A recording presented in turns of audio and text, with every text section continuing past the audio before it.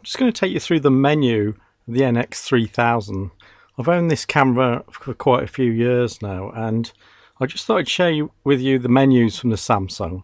It's an extremely simple menu system on the Samsung, very easy to use. So let's just go through it. So auto share, you can actually set that up with a mobile phone, and it will just ping across the images. I don't use that much. I used it a tiny little bit at weddings at one point, but I normally have that turned off. But you can auto share. Photo size is a good one to look at. If we just go right down to the bottom, so we've got 1:1. So we've got a good, really good 1:1 there. Look, so we've got 3648 square.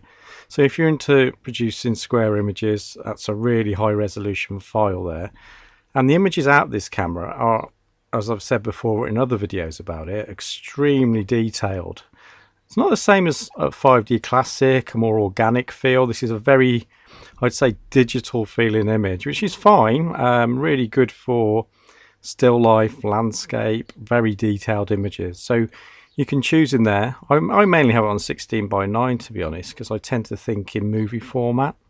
So I tend to use that. But your standard 3:2s are all in there. And that's a 20 megapixel file, 20.3. So 3:2. Let's put it on that because that's a standard sort of setting. 5472 times 3648. So that's an extremely large file. I appreciate the other cameras at the moment, but when this came out, I found it in Curry's, and I remember just using this camera and thinking, I can't believe the detail in the images. And as you know, Samsung are a real technology company, and this camera was way ahead of the time, to be honest. The NX system they introduced, and I remember it being at the NEC at the photography show. It only really lasted 1 year in the UK. Nobody was interested in the NX system. I appreciate the rest of the world, you probably can still get hold of these, but we can't buy them brand new. So I managed to pick one up, and it was 200, and it's been with me ever since. It's such a great little camera. So let's go down to quality. So RAW plus S fine, so super fine. So you can produce a nice JPEG, which this produces a good JPEG out of the camera. A lot of these cameras do now. But the RAW file, just bear in mind with Lightroom, make sure that Lightroom supports it. Lightroom CC will, I would think. I don't know. Comment below if you do know. But I did find earlier versions of Lightroom did not support this RAW file. So I have it on a RAW plus this S fine, super fine. So ISO, you can assign this on the button on the lens. So I've got the power zoom 16-50 OIS, and I've got a button on the side. I'll just have a look. I function button it's called. So you can press the button and assign the ISO, shutter speed and aperture from that button, which I see is an absolutely amazing thing. And I wish that the NX system was still about, to be honest, because I think they were onto something. Canon have just brought in a ring on the lens so that you can change things, and it's a similar setup to what we've got here. So again, Samsung were quite far ahead on this. Let's just go back. So let's stick with ISO 200. You get extremely clean file. If you want to alter your white balance, I've used custom white balance quite a lot with this camera because I've used it in the studio. So it is my video camera. Also use it for stills, but it's got a very good auto white balance, and you've got a custom white balance there you can also do. So yeah, it works really well, I can tell you that. Get yourself a WhiBal card and take white balance reading off that, and it's very accurate. Go back to menu. So you've got Picture Wizard. We won't go too much into that. We can have a look if you like. So you can look at all these different things there, but we won't spend too much time in there. Let's go through.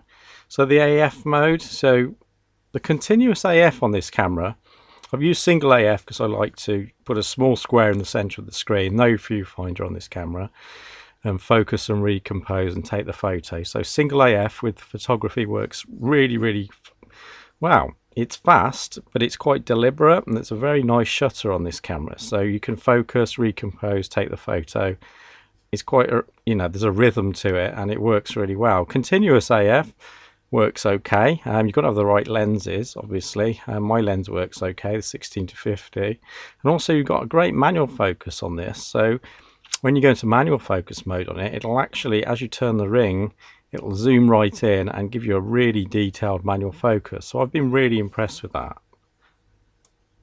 Let's carry on down. So you've got an auto focus area. I use the very small box in the middle, but you can use lots of different points around the lens, around the screen. And you've also got tracking AF. I've used them all and they all work fine. But the one I prefer is to use a single selection, AF point in the center, focus, recompose, take the photo. But try them all, they all work fine. You've got face tracking as well with this camera. There we go, so you've got face detection. I've got it off at the moment, but I've used that. Works great. And this is a long time ago with this camera. I mean, everyone talks about face detection with Sony. Samsung were actually doing this a long time ago, so it's only because really in the UK we tend to think of makes like Nikon, Canon. As soon as Samsung came out, everyone sort of doesn't like it too much. And in fact, if I take this camera around my neck when I'm doing training sessions, which I do a lot, and I walk into a camera shop, they think I'm mad having a Samsung.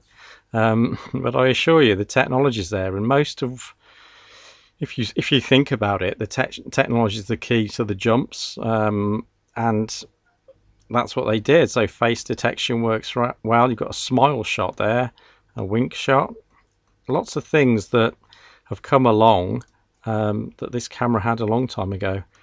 So you've got manual focus assist. You can make it a ×5 to enlarge. That means as you turn the ring at the front, it will enlarge, so you can really accurately manual focus. Brilliant manual focus system. I have it on ×8, I do. Link AE point to AF point. So that's sort of if you're not working manually. I work manually, but you can link the exposure. It's taken from the autofocus point, which is good because that means that you can actually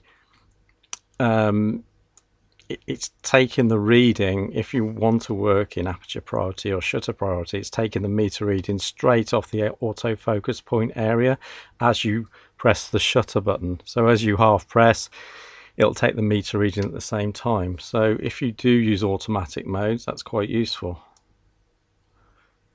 Framing mode, I'll go into another day. That's a complicated one. OIS anti-shake is really good with this lens. It's not in body, it's lens based, so there are some prime lenses without OIS, but this is very, very good with this lens. Rock solid, in fact. So drive mode, you've got your single, continuous, you've got self timer. So single shot is obviously just single. Let's go over to continuous and see there. So yeah, very good continuous shooting. Not extremely rapid, but enough to keep you going. Not a problem for me. So that's fine. I just love the menu on this camera. Just the blue and the black. It's just very easy to put, get your settings done. You don't dive deep into any sort of sub menus, so it works really well. Metering, if you use it, I don't use metering myself, but if you have, you've got your spot metering, center weighted and multi metering. This meters really well in multi. It just shocks me how good it is. I remember taking this out to a wedding. I just could not believe how accurate it was. I was just using automatic around my neck just to play around with, to be honest, at a wedding, and it is really good. So the multi metering is fine, no problem at all. Dynamic range, let's go into dynamic range. So you can turn this off, but smart range will actually do as described really. It will with the JPEG, and then you can go HDR with JPEGs as well.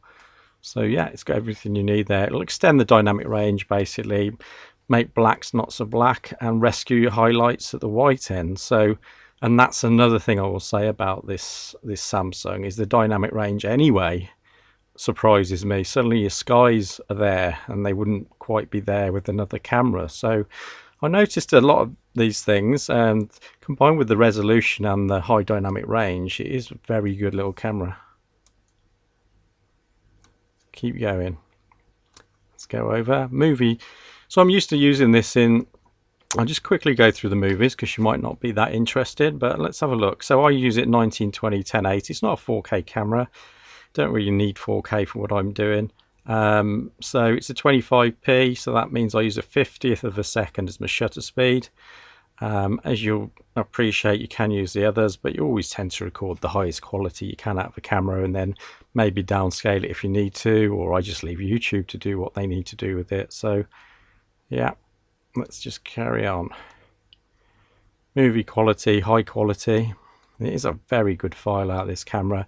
If you go through some of my videos, the audio is not great out of this camera, and I have used it. I mean, it's been okay. I'm moving on up now, trying to get the audio better, and that's what I'm doing with these videos. But the actual sound quality from the inbuilt mics is not bad, but you know, and that is not a mic input, just to tell you that. And the only downfall to this camera is if you wanted to put a mic into it, you can't. But there is a Samsung mic that slips onto the top of the hot shoe. I can't find one. But then again, I don't think it'd be that useful because I really want the shotgun mic to face backwards towards me. So, but they do a Samsung one that slips on the top. You can see the contacts. You can't see it from there, but on the top of these cameras, and that just allows you to slip on a microphone. So, you know, they were ahead there. Sony are just bringing these things out, really. They're bringing their shotgun mics that can go on the small cameras, and you know, without any flexes or whatever, any cable. So Samsung were quite a way ahead. So multi-motion, you go ×1, ×5, ×10, so you can have a little play around with that. But we'll just whiz through these. Fader I use all the time, so that puts, say, black fade in and a fade out, in and out at the end of the movies. So I find it easy to just talk straight to camera, no editing, and just upload. So these little things are really useful to me. Voice is on, that's just the inbuilt microphone. Again, not amazing, but okay.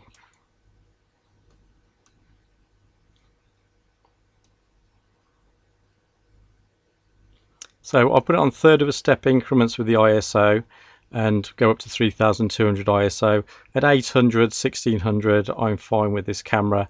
Wouldn't really want to be at ISO 3200, to be honest. Imagine 20 million pixels on a sensor. They're battling technology there. So, you know, it's more of an 800, 1600 maximum camera, but still, that's absolutely fine.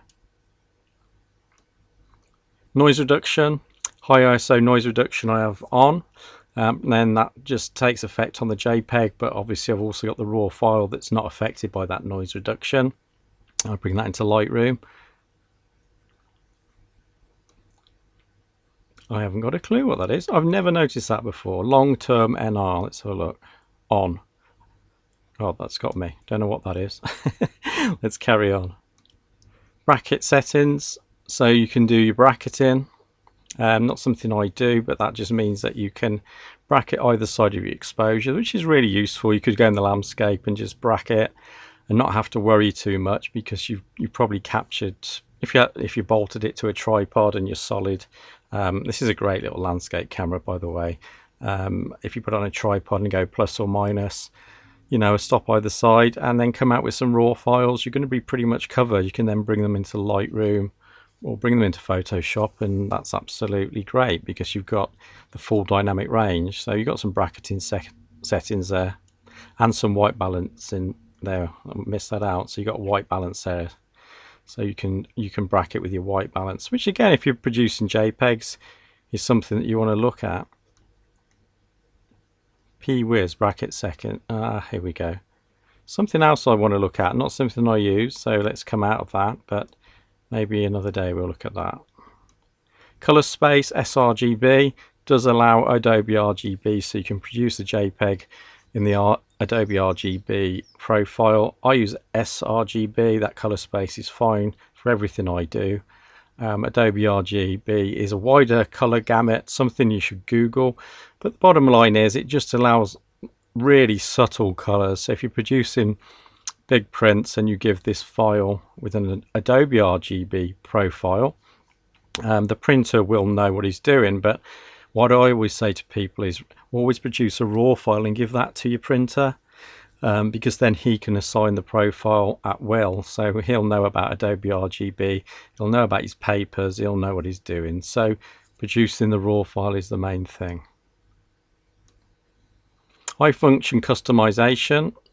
This is the wheel, the button at the side which you can press. So I've got it set up so I can cycle through just by pressing the button and using the wheel on the lens. I can change the aperture, I can change the shutter speed, ISO and white balance. So that's assigned to one button. So that's my whole camera on one button on the lens, which is brilliant. I don't even need to touch anything on the body at all except for the shutter release or start the movies here. So that works really well, and I wish every camera had that, because the eye function button on the lenses is definitely needs to come in with everybody. So that's just that histogram I have switched on, and date and time.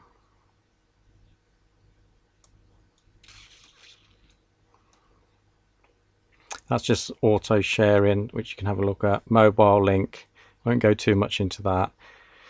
Grid line, so you can have your different grids. I have mine just as a standard cross, but 3x3 is obviously the rule of thirds, so you can put that in, and then you'll have the rule of thirds.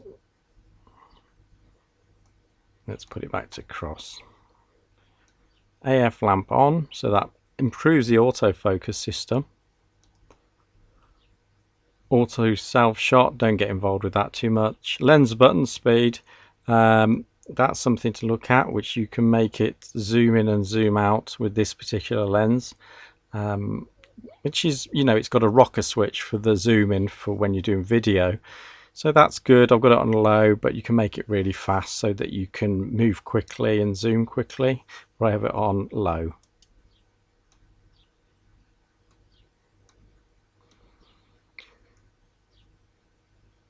I have system volume off, AF sound on, and button sound off. So again, that's just a personal one, won't go too much into that. Quick view, I have it on hold. You can adjust your display, you can have auto brightness, and you can change the display color and the horizontal calibration. So that's something to play around with. Such a great simple menu. Auto display off, auto power off, because I don't want it to switch off. Help guide you can switch on. I don't have it switched on because I know what probably 95% of, you know, except for the odd one which I found today, but you can switch that on, it will help you. So let's switch that on so you can see me go through the rest of the menu and see if it pops up. So we'll switch that on. Let's just switch them both on, go back to the menu. Then language I have set to English, and there you go, it's popped up and it's told you because we switched it on, so you can set the display language. So this will hint as you go along, date and time, and it's hinting, it's telling you, I know this is obvious, but we can go through. Quite useful. Video out PAL, I'm in the UK, so that's really when you're going to go over to a TV, so you can output the signal. So yeah, that gives you a good overview of the camera. You can carry on reading these.